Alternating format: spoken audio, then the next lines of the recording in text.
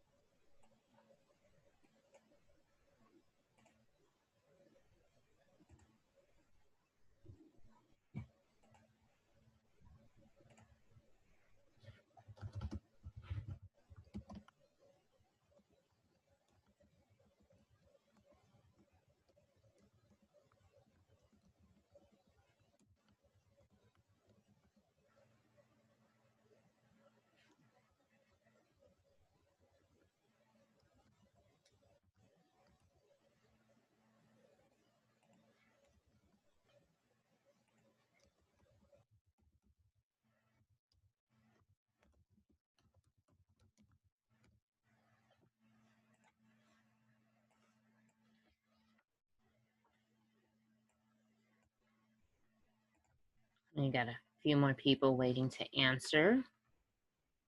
So as these are coming in, the key thing to note that if you are looking for something and this session does not provide it, there are still several sessions being offered today through Friday. So you definitely want to check with your campus study abroad office on their website of what information is going to be available for you to attend the rest of this week.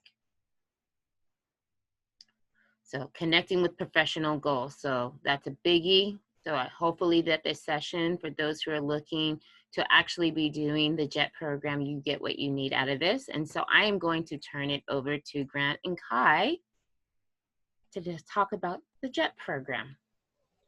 All right. Oh, and LaSharon, it looked like we had a question about where the students can find the recordings later on.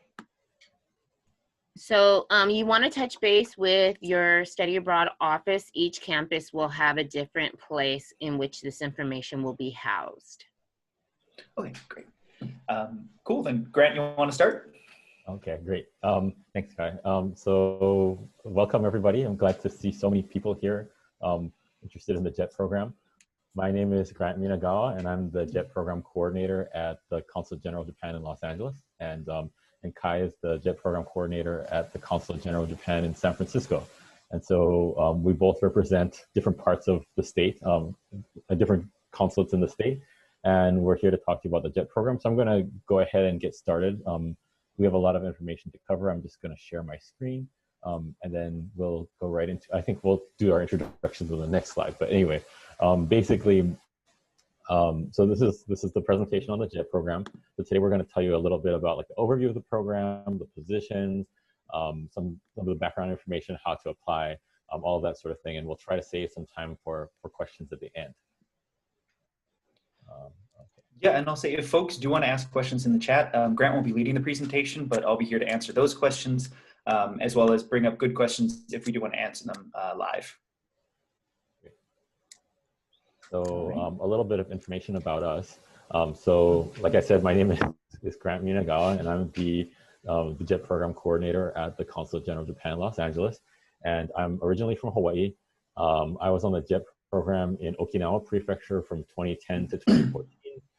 I spent my first 2 years as an assistant language teacher. So I was teaching at 2 high schools in the prefecture. And then I moved to the Prefectural Board of Education to serve as a prefectural advisor. So I was in a position where I was sort of advising and counseling other people on the program and also organizing sort of professional development sort of things.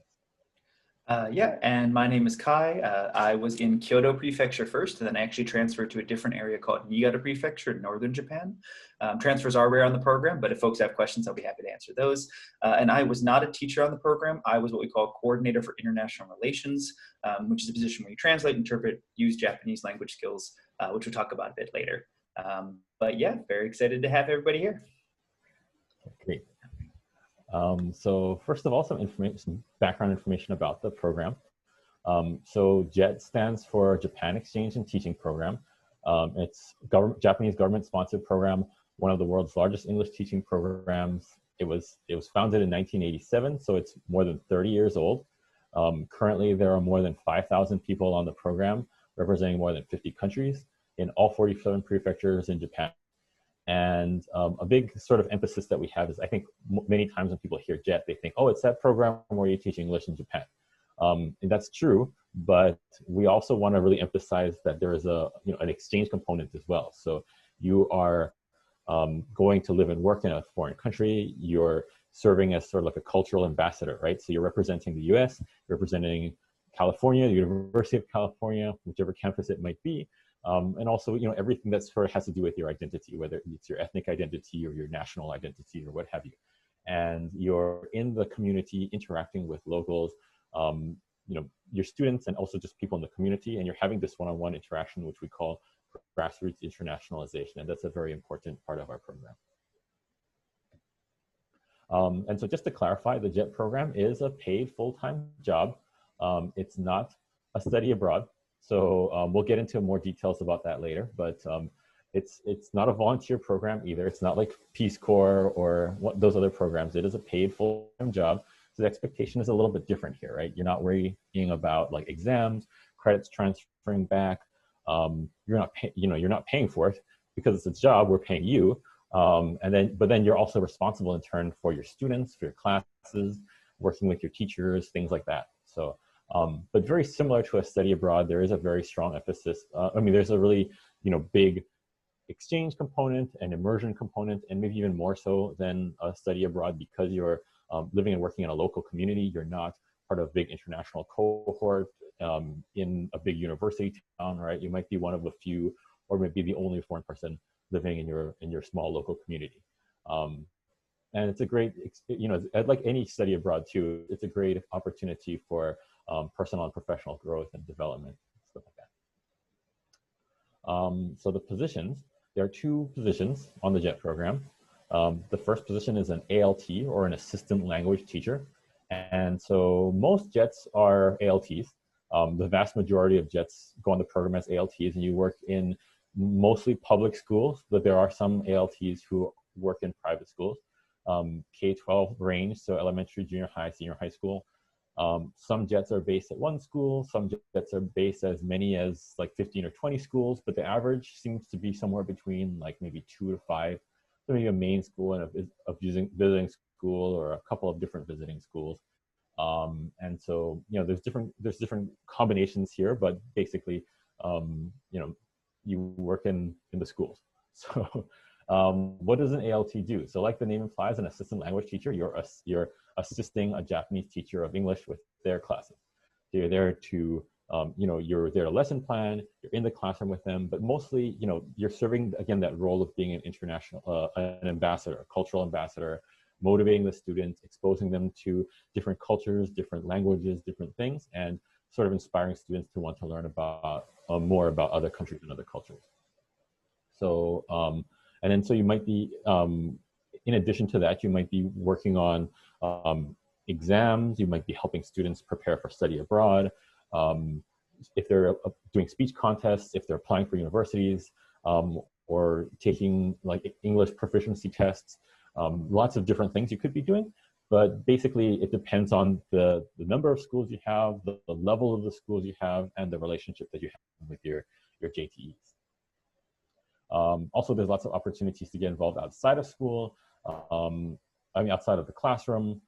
Many JETs, they'll have their own English club.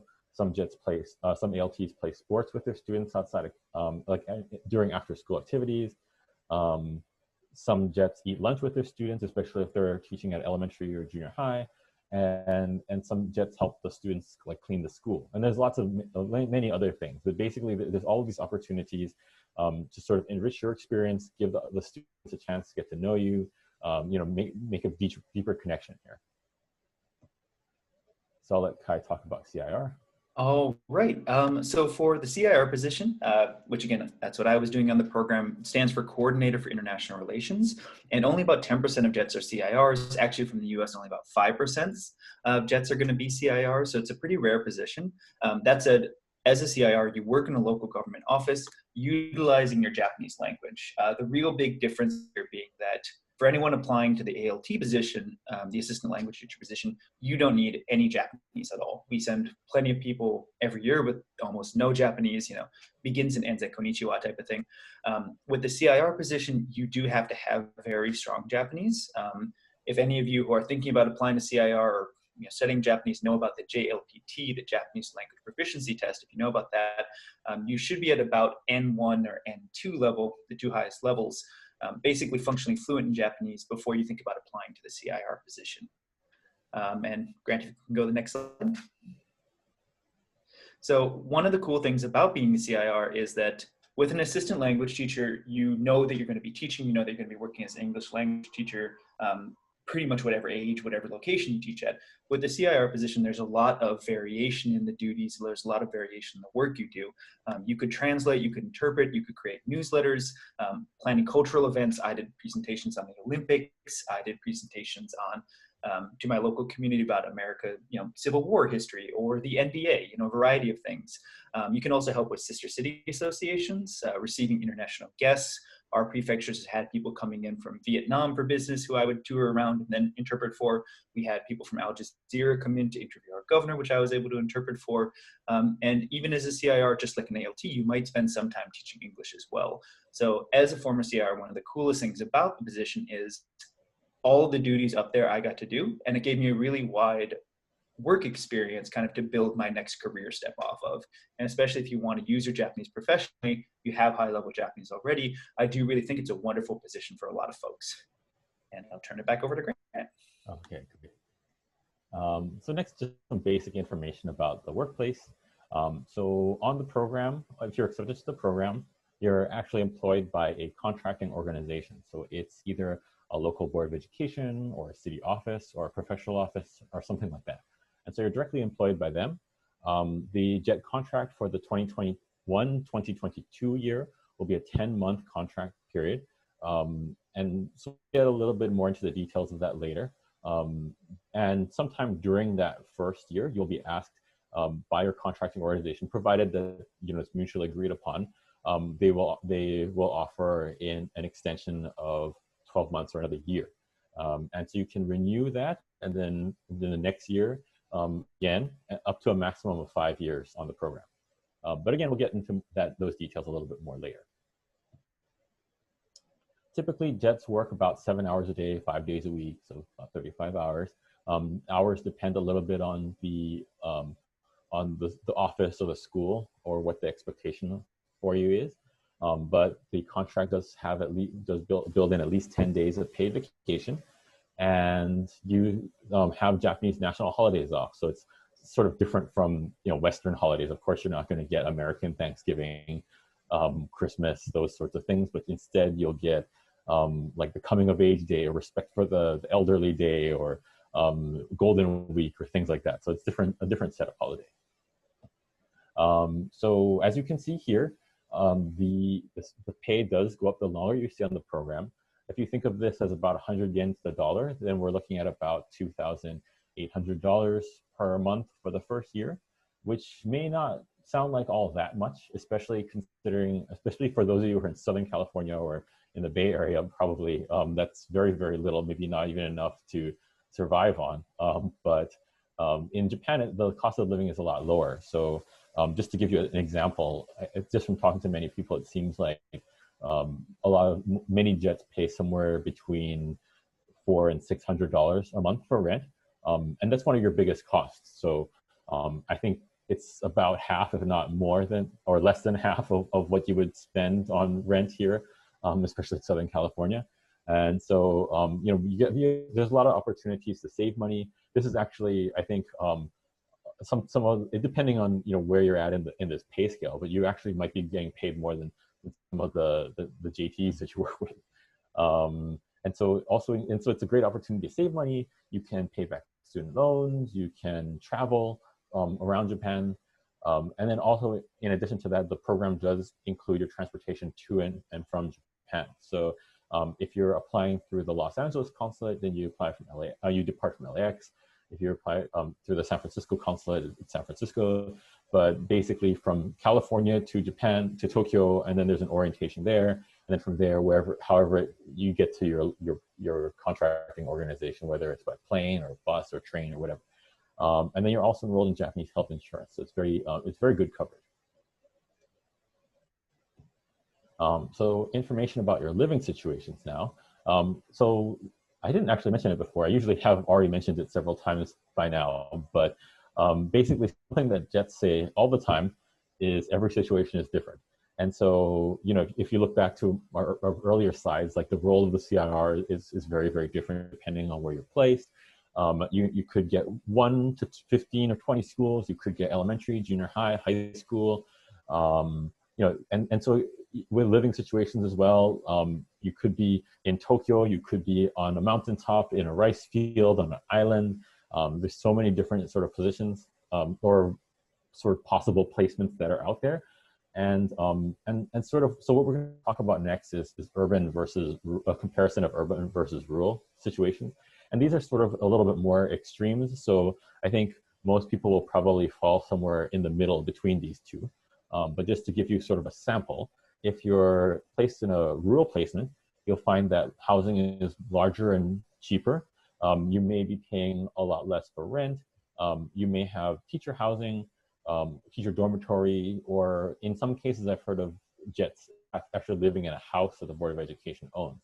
So, so if you, but in that case, right, you might be paying $100, less than $100. You might not be paying anything in those unique and rare placements. You might be paying no rent.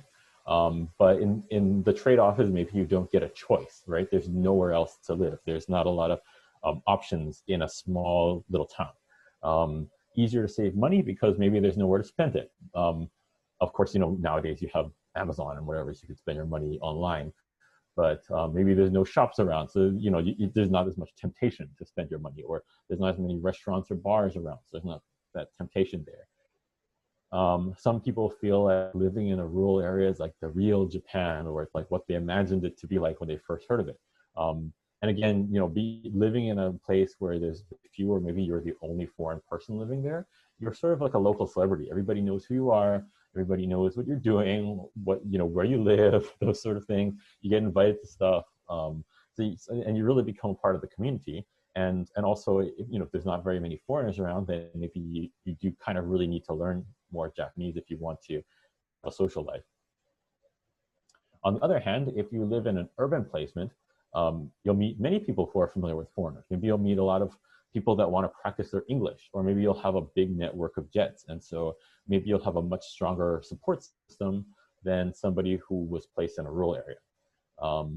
You'll also have more access to all the conveniences. So you have like fast food, you have convenience stores, you have malls, train stations, airports, all sorts of conveniences. Maybe you have a really good public transportation system and you don't need to get a car or something like that.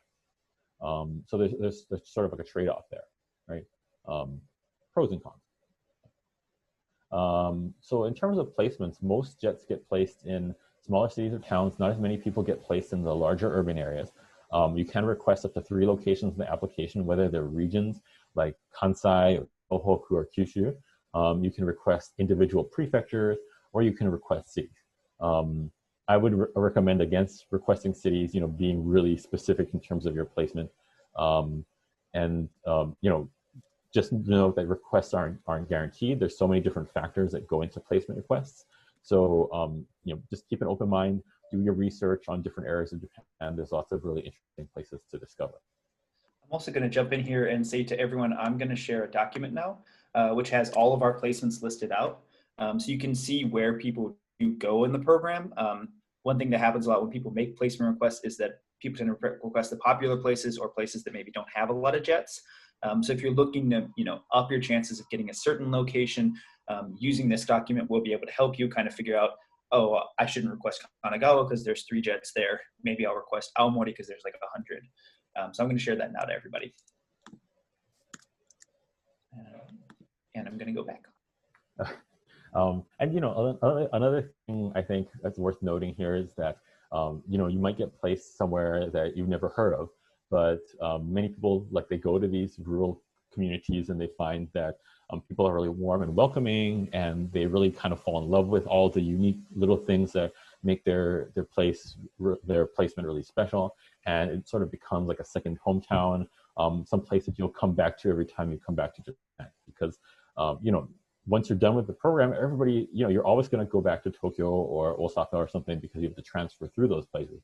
But if you don't have this connection to a more rural place, then, you know, you may never even go there. I lived in Japan for 4 years, and I've still never been to Hokkaido because it was on the other end of the country. But there's still many places that I think probably either of us have never been to because of, you know, Japan is just so vast and there's so many different places. I do want to jump in here and say too, I was a rare person who got to live in 2 places in Japan. I'm also very in the sun right now.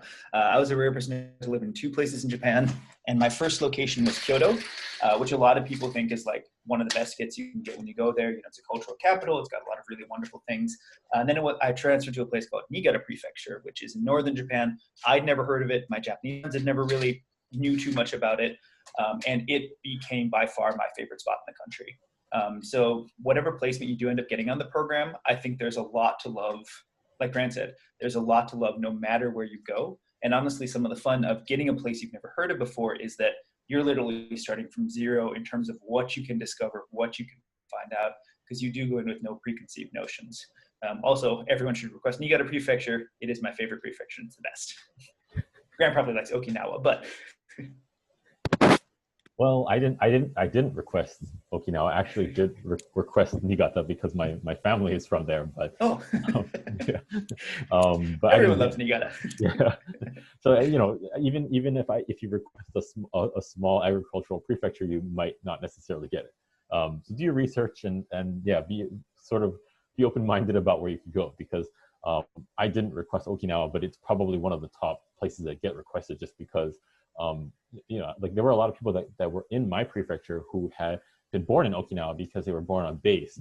And so, and if you just think of where does everybody, you know, the first 5 names that pop into mind, right? You're going to think Kyoto, Osaka, Tokyo. Like those are maybe the places that you might not want to request because there's probably a lot of people that are requesting those places. So next, so on support. So something about the JET program is that, you know, one thing to note is that the program has been around for so long. It's a government-sponsored program, and it's been around for more than 30 years. And so there's a lot of support built into the program. So you're really a lot better taken care of on JET than you would be if you went through a private company in Japan. JET is the only government-sponsored program that operates in Japan. Or even if you went on a government-sponsored program in Korea or other countries. Like I actually did teach in Korea before JET, and JET has a much better sort of support system in place. So in addition to like so you get orientations, of course, like before you go on the program at many different levels. You're taken care of by, you know, by the program itself, by your professional advisors, by your contracting organization, and so some of the other added bonuses. The program does offer these free language courses that you can take. While you're on the program, these are sort of like correspondence courses, so you do them online.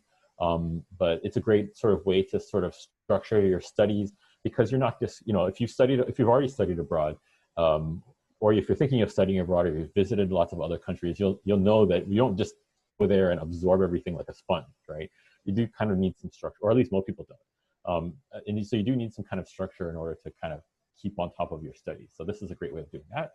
And then later on, if you feel like you really like teaching, or if you really want to sort of get certification to put on your application so you can continue, just say that you can use Japanese and you want to continue working in Japan, you can get either TEFL certified or you can get the JLPT.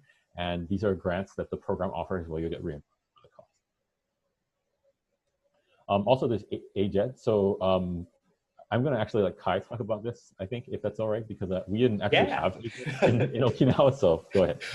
Yeah, so I'll run through this real quick. Basically, AJET stands for the Association of Japan Exchange and Teaching. It's a volunteer organization made up of current JETs. It functions both at the national level, National AJET, which run things like a great website, that has a great online magazine. They offer a counseling service so you can speak to other JETs anonymously about problems you might be having. They run our special interest groups for the different diverse JET populations out there. You know, if you're in rural Japan, you may be having a hard time connecting to someone of a similar background to you, which is why AJET does run these special interest groups such as Stonewall Japan, which is our LGBTQ group, Jets of African Descent, VEDSHET, Asian Pacific Islander AJET. There's a Christian fellowship, there's a Muslim fellowship, really giving Jets a way to connect to folks like them all around the country. And that's at the national level. And then at the prefectural level, AJET kind of functions like, you can think of it like a student council. You know, they're planning events, they're doing your welcome party most likely, they're doing your goodbye party. Some of the more active AJETs have some really wonderful projects that they get up to throughout the year to get Jets active, to get Jets involved in connecting to other Jets in the Japanese community. I'll just use my prefecture, Niigata Prefecture, for example. We had like a English language musical we put on. We had a biannual basketball tournament. We had a soccer tournament that we actually went to a different prefecture, so different AJET groups all came together and participated in that. And this is, of course, in addition to kind of like general gatherings they would plan, you know, resources they would send out and stuff. So it is really wonderful to have that both support at a national level, where you're getting the resources, and then at kind of the local level, where you essentially have a built-in community when you do arrive in your prefecture. Like Grant said, some places don't have AJETs. Some places, you know, it's more casual social interaction. They maybe don't, they're setting up their own events without the AJET banner. But one of the nice things that's started pretty recently is that they've broken AJETs into blocks. So if you are really close to another prefecture, you can actually go to one of their block events, and that gets all of the AJET groups, all of the prefectures, all the Jets in that region coming together to do different things. Hokkaido, I know, their AJET typically hosts a lot of people for a big snow festival. Again, that soccer tournament I mentioned is a big AJET project where people from all over northern Japan would come together and play soccer. So it is a really cool way to get involved. And oftentimes it's one of the best ways you can connect to both fellow Jets and fellow, you know, Japanese community members. All right. Great, thanks. So moving on. And there's also, once you're done with the program, there's also the Jet Alumni Association. So, you know, like it's basically there's chapters all over the US and all over the world. And not only is it sort of like lots of great groups of people that can help, you know, in terms of reminiscing about the experience, connecting with other people who sort of went through the same experience, but also there's lots of professional development opportunities that are happening all the time, and especially right now during the pandemic.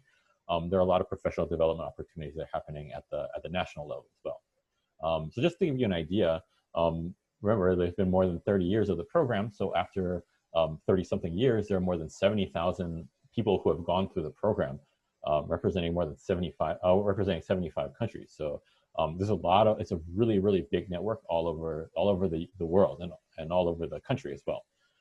And Jets go into all sorts of different sort of fields afterwards. It's not just, you know, I think some people think, oh, I'm just teaching English in Japan, so that's all the experience that I'm getting. But it's really, you know, you're getting a lot of experience that you can apply to many different things. Lots of good general experience. And we'll go into more of this later on. But basically, it's a you know, there's a lot of options for you when you're done with the program too. So next, I'm going to kind of go through. I have about 10 minutes before we go into break for questions. So I'm going to go through this section pretty quickly. So if you are a senior, you're able to apply this year. But if you're not, the application process remains more or less the same from year to year. So you know, I recommend checking our website in the year that you are able to apply. But basically, this information stays more or less current. So if you are looking to apply this year, or if you're looking to apply the JET program for the JET program, you do need to be a U.S. citizen to apply through our consulates here in the U.S. and through the Embassy of Japan in Washington, D.C.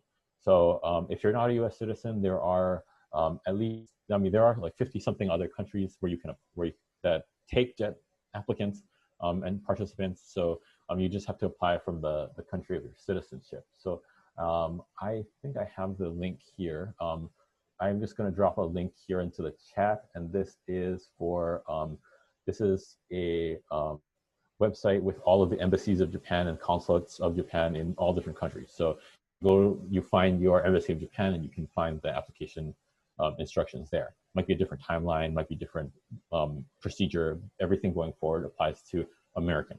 And you do need to have a bachelor's degree before you depart. So if you're graduating this fall, if you're graduating in the spring, even if you're graduating this summer, because departure will be a little bit later than normal, you can apply for the program now. And we'll go into the schedule a little bit later. But also, because you'll be living in a foreign country with a different level of support, and maybe not the same level of support that you're used to, much less that support in English. We do ask for people to be in good mental and physical health. These other ones apply if you've lived in Japan for an extended period, or if you've been on the program before. So I'm not going to get into too much of that over here, but again, if you're teaching English or translating things to English, you do need to have English skills. You don't need to be an expert on Japan or Japanese culture, but just have an interest and be interested in learning more.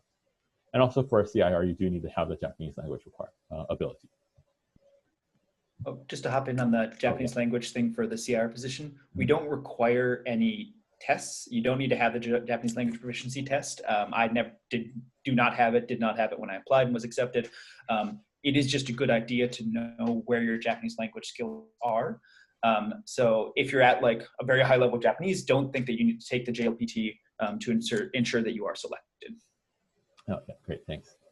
So what makes a great JET? So if you look at this list here, right, I think it probably, you can probably see some similarities with, what makes a great study abroad candidate or something, right? If you're going to be living in a foreign country, you need to be adaptable, patient, flexible, be open-minded, willing to try new things, be able to take things sort of as they come, go with the flow, those sorts of things, right? Living in a foreign country, you need to have a positive, you need to have a positive attitude, because things can and will eventually, go wrong, maybe. You're living on your own, right? You're not, the program does have a great level of support, but we're not able to hold your hand every day, every step of every day. So, having initiative, being a little bit independent, being a little bit self-sufficient, that'll go a long way. And then also JET, remember it's Japan Exchange in Teaching. So here's like the J, here's the E, and here's the T. So, right, just sort of making sure that your goals and your interests align with the program too. So this is the application timeline for this year. And again, more or less, this stays the same from year to year. So the application comes out in late September, early October. The application closes around mid-November. Then it gets reviewed by the embassy in Washington, D.C. If you make it past that application phase, then it comes to the consulates, to all the different consulates across the U.S. for interviews. Usually the interviews happen a little bit earlier, but we're doing them a little bit different. We have a different timeline this year because of everything going on. You find out your results. After the interviews, then it gets reviewed in Tokyo. Then you find out the results. If you get in or if you don't get in, then we'll need some more documentation, just because a lot of things can change between now and then. Then we'll notify your placement, and we'll start getting you ready in terms of orientations, visa processing, travel arrangements, all those sorts of things. And departure for next year is going to be, for the 2021-2022 JET year, will be in September. And that's because of the Olympics, which was moved back from this year. So we don't usually, for LA, departure happens in late July, and for San Francisco, departure happens in early August. But because of the Olympics, we've pushed everything back. So if you're not applying this year, more or less this will stay the same. Maybe departure date and interview date might shift a little bit, but please check our website, and you'll find the information there. It's 100% online application. So you go to our website, you make an account there. You can upload all your documents there. It's much easier than it was before. You can talk directly to the JET program coordinators in Washington, D.C., because they're the ones who basically are handling this phase of the process. So it's really easy. So I think, Kai, did you want to go over this one? Yeah, so we'll talk about this slide. Basically, I think a lot of you who are listening in are not seniors, so you'd be thinking about applying in the future. Your sophomores, juniors, freshmen, what have you. And so I think there's a few ways to make sure your resume stands out, to make sure that you have the right skills and experience we're looking for on the JET program. The first thing is that we're looking for people who have a wide array of skills rather than one really specific skill. If you have wonderful Japanese, but that's it, a much stronger application would usually have very good Japanese, but also teaching experience, work experience, etc. So definitely think about, diversifying your skill set, diversifying your experience. Again, there's no single experience that will ensure you get selected into the JET program. Definitely, if you are a freshman, sophomore, junior, if you have some time before you be thinking about applying, I'll say that the 3 experiences that can really help an application are having teaching or tutoring experience. And this can be classroom teaching, but it can also be casual tutoring. It can be working with kids at like a summer camp or something. Any experience where you're, again, teaching someone. Having a broad involvement in Japanese cultural activities. This could be taking Japanese courses at your university, could be getting involved in, again, anything related to Japanese culture, be it taiko, be it martial arts, be it tea ceremony, what have you. And actually go about this and say any involvement in international, intercultural activities. If you're helping out with, Chinese New Year festivities for something, if you're helping out with like Hispanic Heritage Month or something, those kind of things are also really great to see on a JET program application. So again, if you're not involved in teaching, if you're not involved in Japanese or intercultural activities, that's something to think about. And certainly, again, if you're a few years out from applying, having work experience or volunteer experience is another really great thing. Again, does not need to be a 9 to 5, can be a part-time job, doesn't have to be related to JET or teaching or intercultural things at all, but having some kind of work experience is going to be something that does help an application. So again, for seniors, you're applying right now, there's probably not enough time to take care of all this stuff. But for anyone who is a little bit younger, who has a few years before the application, if you think there's any area here where you could really improve on, it's definitely something you can do to bump up your application. We also got a lot of questions about TESOL, and if you need a TESOL certificate, you don't need it, but certainly something that can help an application, and that does fall again to the teaching tutoring experience. All right, and I'll turn it back over to Grant.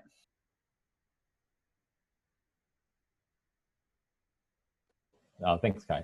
So we just have a couple more slides here, and I'll just kind of get through these so we have some time for questions. So the application, it's a very, the JET program is a very competitive program. So when the time comes, if you're not a senior veteran, right, or if you are a senior now and you're applying this year, please just be very mindful of everything while you're doing this. Read all the instructions carefully, be very careful about everything, and be very deliberate and be very sort of detail oriented, because it is a professional job application, right? It's not, and of course you want to put your best foot forward for a study abroad application, for any other application as well. But really, like I said at the beginning, this is a job, right? It's not a study abroad, it's not a volunteer opportunity. So you want to make yourself look as professional as possible.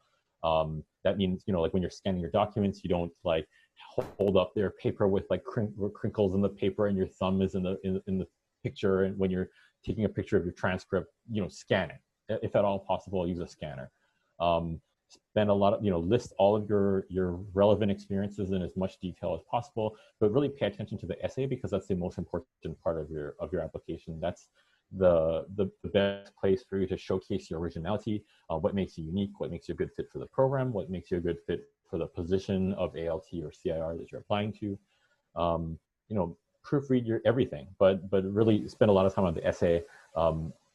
Like LaSharon mentioned in the comments, go to the campus, your campus career center or your campus writing center, have them look at it, show it to professors, show it to classmates, just get some feedback, make sure you write a really strong essay. As Kai had actually mentioned when we were planning this thing, right? Like a very strong essay can bring up like a weaker application, or a weak essay can bring down a stronger application too. So just be really careful when you're doing that. And then of course be aware of the deadlines, and especially in terms of requesting your letters of recommendation and also requesting your transcripts. Do you want to add something? Oh, sorry, I was hopping on for the Q&A. But yeah, as Grant said, the essay is the single biggest thing on the application. Give it time. If you're a senior right now, you're applying, give it time, have someone look at it, have a JET alum look at it if you can. If you have a writing lab on campus, have them look at it, have a professor look at it if you have a professor who want to do that. But it really can, as Grant said, bring up a kind of okay application. It can bring it to the next level. Same thing if your essay is bad, it can take a really great application and make sure it's someone who does not get to the interview stage. Yeah, and you still have 3.5-ish weeks, so you still have time, right? So, but don't wait till the last minute. Definitely don't wait till the last minute, because the last thing you want is to be trying to hit send on November 20th at like, whatever, and then the server is crashing because everybody is trying to do that. So don't wait till the last minute. But basically, right, that's basically it for our presentation. So please check our website. That's where you'll find lots of great information. You'll find videos, frequently asked questions. You'll find the portal you can access through the website. This is the contact information for both of our offices. Do we want to just stick them in the chat, I guess? Yeah, I'll put those in there. Okay. And so that's it for the main part of our presentation. But I think now we're going to switch over to questions. Do we have some questions in the chat too? Yeah, so we have a person asking. Oh, sorry, Sharon, do you want to say something? No, that was me. Sorry. Oh, sorry. Yeah, so we had one question, and then we'll just open it up. Can I still apply to the JET program if I do a study abroad program in Japan? You can apply from Japan, and certainly if you have any study abroad experience, that's great, especially if it is Japan. You can apply from Japan. Typically, interviews are held in person. So if you're in Japan in February, you should expect to come back to the US to interview. With COVID, this year may be different, but again, the typical rule is you do have to be in the country in person to interview. But certainly the actual application, if you're in Japan doing the application, that's totally fine. Doesn't matter where you're doing the initial application from. And also where you set your interview location is also where you're sort of expected to depart from as well. So sort of keep that in mind too. And yeah, if anybody had any questions now, sorry about that. Is it okay to ask now? Yeah. Sure. Okay, so I'm applying this year, but I am in the process of getting my TEFL certificate. So how will that look on my application compared to not having one versus having completed it already? So for TEFL, you do need to have it completed to put it on your application. If you don't have it completed yet, you can't put it on. That said, it is something you can certainly bring up if you're selected for an interview. You can say, I successfully did it. And it's something that if you feel really strongly about, people have put in their essays before. But if you don't have the actual certificate completed, you can't put it on the application yet. Okay, thank you. And, Yeah, sorry. Oh, sorry. For the letters of recs, can you, let's say you're working on a lab right now, could you have your graduate student write you a letter? Good question. Grant, you want to take this one? And we got some questions in the chat, so I'll answer those. Yeah, that's a good question. So according to our website, if you're still in school, at least one of them has to be an academic reference. And I think it says that it should be a professor and advisor. Yes. So, I mean, really, we don't tell you yes and no to these sort of things. You really, and we kind of leave it up to you to decide. But I would say that might not count as a professor. Yeah. So have like one academic professor, and then you could do one as a grad student who overlooks everything you do. I think that would be all right. Yeah, I mean, there's nothing that says you can't have two academic references or something, but the only stipulation is that one of them needs to be an academic reference if you're still in school. So yeah, I think if you use that as like your second reference, I think that would definitely be okay, as long as they're in a position where they're sort of like overseeing your work. Yes, definitely. Thank you. Yeah, no problem. I know there's a lot of people in here, but who's next? Hi, thanks for putting this on. I was wondering, since COVID's happened and stuff, is the program going to be affected at all by COVID? So you might have heard for the 2020 program, for folks who were supposed to go this year, we delayed a lot of things. And that was just because Japan had completely shut the borders to prevent the spread of COVID. We are working to get the 2020 jets over there right now. The schedule that Grant put up before with that September departure, that is what we're aiming for in 2021. It is possible if there's another serious outbreak that things could get pushed back, they could get delayed, but we are aiming for September 2021. Of course, your safety as jets, your safety of the Japanese community, that's our most important focus. So if you are ultimately selected for jet and we do have to delay the thing, we do have to delay departure, we're still gonna make every effort to get you to Japan as soon as it is safe to get you over there. Okay, cool. Thank you.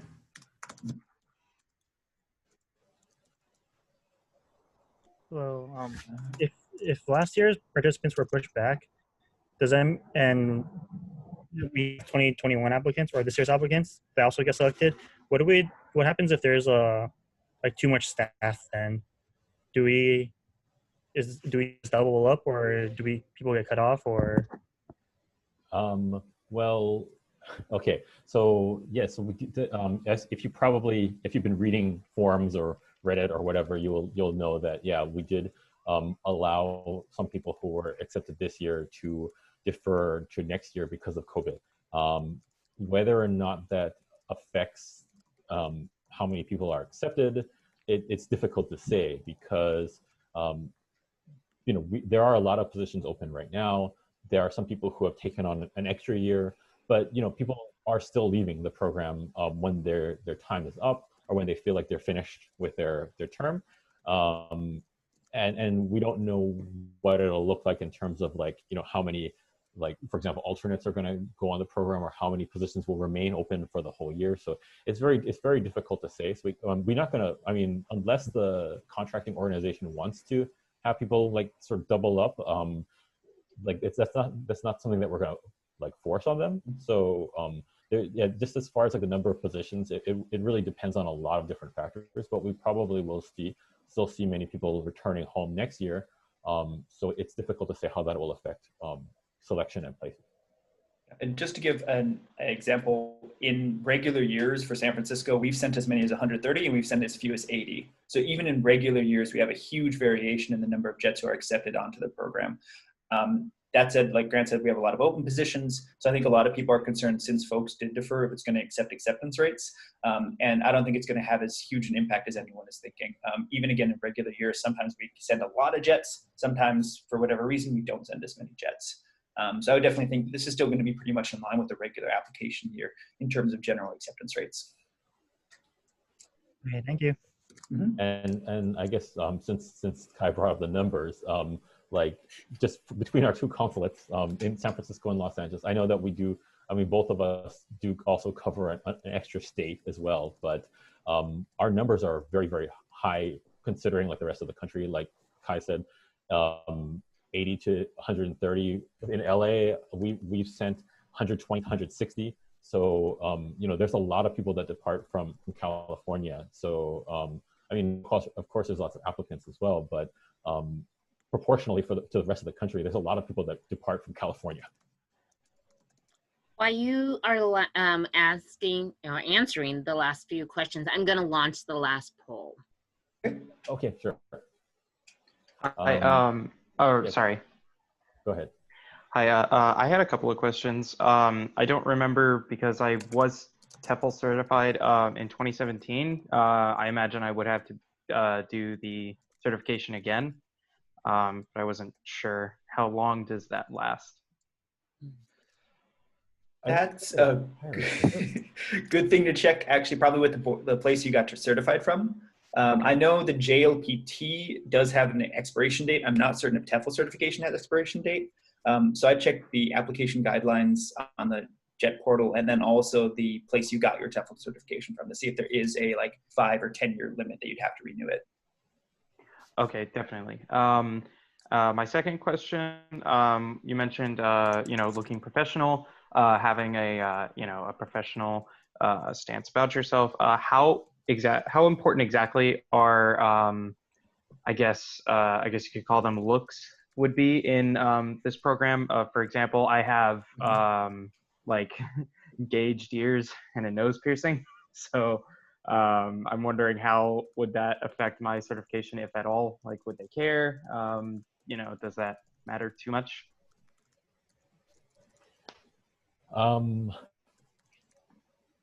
I don't think it'll, it probably won't affect most likely it will not affect anything to do with your acceptance, but you probably would be asked during the interview if you'd be willing to take them out. I think one thing to note is that if you, especially if you get placed in elementary, kids are a lot more handsy than they are in the US, and you don't want someone yanking your piercing out. So will definitely pull it. If you lean down towards them, they're going to grab it. Okay. That could be dangerous. So if it's something that can come out, then that might be useful. Okay, yeah, I'm certainly open to taking them out. I was just curious, like if it was like a, yeah, you definitely don't want to, wear that if you're being interviewed or whatnot. And then my last question, how much would your major impact your application? So if I got because I'm currently working on my bachelor's in mechanical engineering, would that help or maybe not help so much? Like, would I take that into consideration on my application as being a positive or kind of neutral? So for the application, really, any major is okay as long as you're getting your bachelor's degree. So it doesn't really matter what your major is. But that being said, if you have something in your major that you're able to apply towards the program and the goals of the program and the position, like for example, even if it is engineering, if you were in a lab and you were teaching other people, then that's definitely something you probably want to mention, because it speaks towards, like, being able to teach others and that sort of communication sort of aspect. So I mean, you could probably sort of redirect things into a way that sort of that sort of boosts your application. So I mean, just having a seemingly random major doesn't necessarily discount you from the program. Yeah, the actual major isn't going to affect acceptance at all. Certainly, if you have like a Japanese major, that does give you a lot of chance to have taken Japanese language courses and stuff, which can help an app. But I've seen dance majors, history majors, engineering, all kinds of sciences, obviously lots of English majors. So the actual degree you're getting won't affect, and especially if you have you're getting a degree and you have all the relevant skills that we're looking for in other areas. Okay, awesome. Thank you. Maybe one more question, quick. Okay, yeah.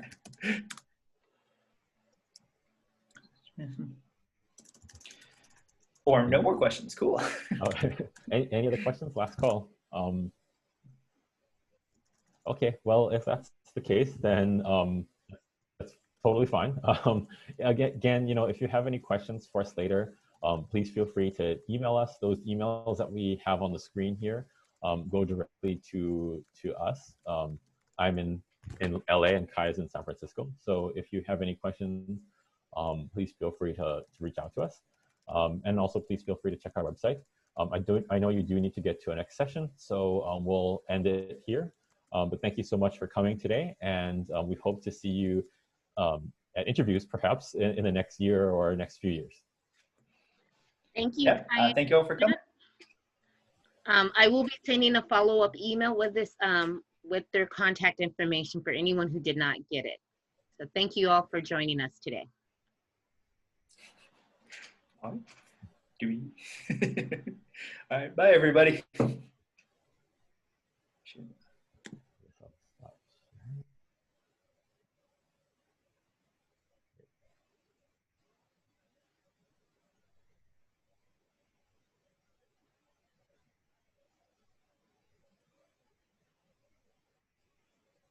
I always hang out a few minutes just in case someone's like lagging to ask that last minute question around. Oh yeah. All right, I'm back. That last minute lagging question, but I didn't want to ask in front of everybody else. Yeah. I know. I guess it's the same thing as in the classroom, right? Like you have like the kids that kind of linger towards the end, like, oh, by the way, I want I feel like I don't know if that happens to you, Kai, but like a lot of times when we have our our info sessions. There's always somebody that's like you didn't do you have any questions? Okay, we're done, goodbye. And then the everybody shows up at your podium asking a question. I'm like, didn't I just ask like 10 minutes ago who has questions, and now all of you are standing here? What's going on here? I get sometimes like it's a personal question or like a really specific thing, but sometimes it's like I'll definitely get questions where I'm like, I don't know if you listened to what I was just saying for everything, but okay. But yeah, I think that went really. Oh, do we have someone in here? I'm not letting them in because I don't think they realize this session is done. Oh, okay, got it. Okay. Yeah, I was like, huh? Cool. That I think went really great. Thank you, LaSharon. Yeah, No, thank you guys for helping us. joining us. I was very happy. We had, I don't know if it was Wi-Fi issues, some people coming in, popping in and out, but I Okay. thought it was well attended. I know one UCR professor was sitting in on this session from Oh, the Yeah, Japanese. I saw a JET alum too, who's I think the study abroad coordinator at UCSC now. Yeah. Nice. So for me, it's nice to see that, especially the professors are like, okay, what are they saying? So if I have students have questions, I know what's going on. So Yeah. Yeah, no, that was really good. Cool. And then Grant, you and I are going to do a meeting after this, right? Yeah, do you want to stick to Zoom or should we hop on Teams or don't Oh, matter? we could do Teams too. Yeah. Yeah, I think we can hop on Teams since that's usually easier. Cool. Well, thank you very much, Sharon. This is great. Yeah, 60-something kids. Yep. And cool. I think we're all set, right? Alrighty then. Thank you guys so much. I will. No problem. If I've got questions, then I'll pass them on. If anyone has questions that Okay. Yeah. Yeah. But Yeah, I'll that pass them sounds on to perfect. them. But I am gonna forward your contact information to everyone who was on the list. Great, Perfect. thank you. Yeah, thanks again for hosting and Mhm. good luck with the rest of the study out there. Good luck with all this. Yes. Yeah. Well, my major part is through tomorrow. So Okay. Okay. Good. Good. thank you both. Have All a right. Well, great yeah. day. Thank you much. You too. You have a great Yeah. day too. Mhm. Bye. Bye bye.